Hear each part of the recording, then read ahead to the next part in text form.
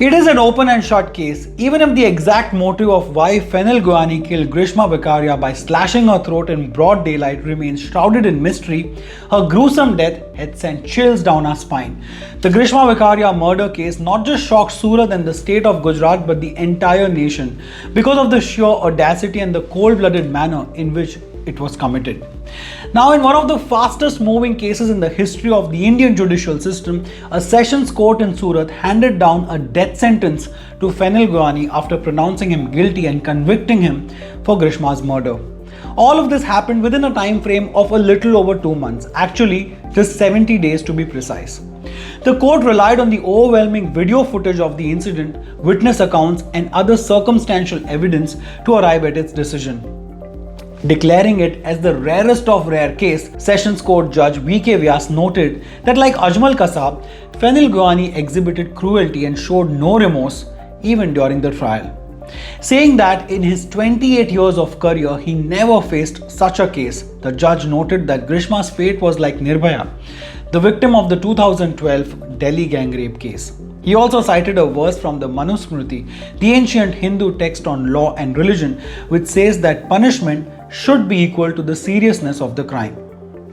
The judge said that the accused showed no mercy while slitting the victim's throat using a large knife.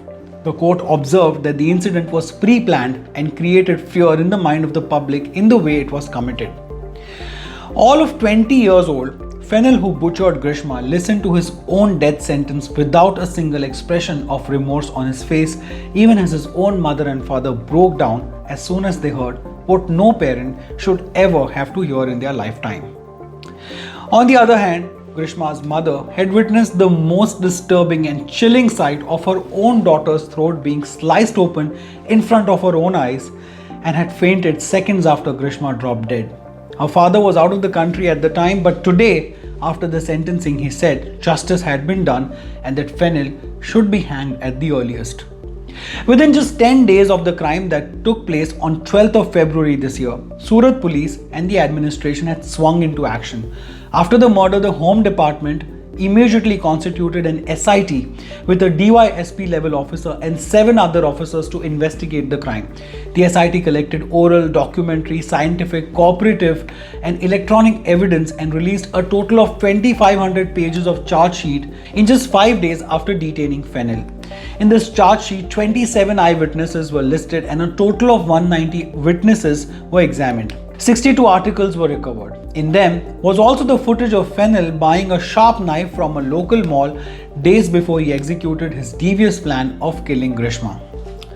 On the fateful day of 12th of February, he had spoken to his friend telling him that he is going to kill Grishma because she had been harassing him and her family members had threatened him often. He claimed that it was Grishma who was pursuing him and not the other way around, and that he was tired of being harassed. So he wanted to end it all by killing her and then killing himself as well.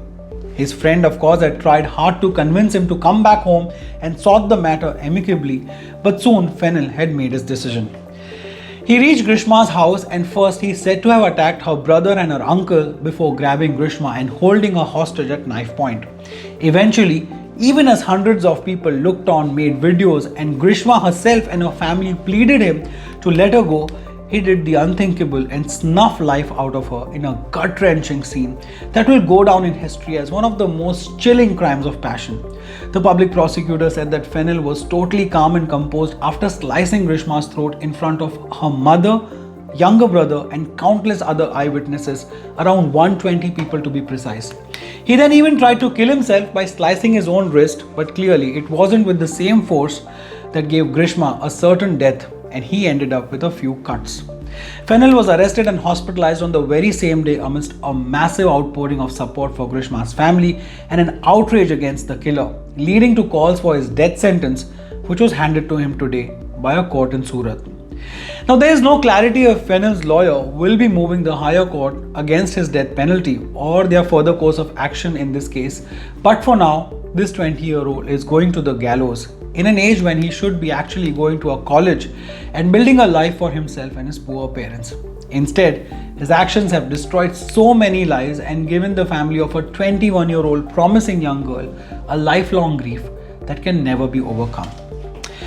Friends, in my long career of journalism, I have often covered horrific crime stories, but only a handful few have managed to shock me to the very core and make me question the mentality and the anatomy of a killer's mind that seems to be totally detached from the consequences of their ghastly actions.